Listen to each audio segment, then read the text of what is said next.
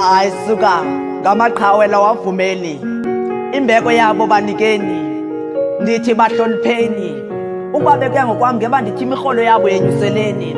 Kaloku basebenza nzima ukuphuhlisa ilizwe, sithunyelwa kubo singenalwazi, basihlohla ulwazi besifundisa ukubhala. Ndithetha ntoni na wena kubala, abadinwa nakuba sibabeka amabala.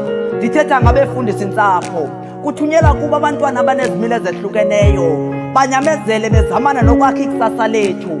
Eli lizwe limile nje kungenxa yabo. Ndithetha umongameli imbali uqale kubo, osomashishini bemile nje ulwazi balufumene kubo. Bahlala nabantwana imini yonke bebafundisa, phela unyaka besenza lo msebenzi. Bendiba bayakuwongwa ngenxa yemisebenzi yabo, kodwa kusenjalo bawongwa ngezithuko nokubhekelwa phansi. Ngale nyani ndiyazi zoba nguyena gwenxa, kaloku nam bekumele ndibabeke amabala, kodwa kusenjalo. Kaloku nam ndingumsebenzi wezandla zabo, ndiyimbongi yosiba nje luvela kubo ulwazi.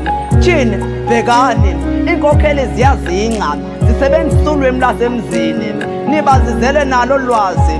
Akunjalo, bafundise ngabefundisa intsapho. Hayi suka ngamaqhawe lawavumeli, hayi suka ngamaqhawe lawavumeli.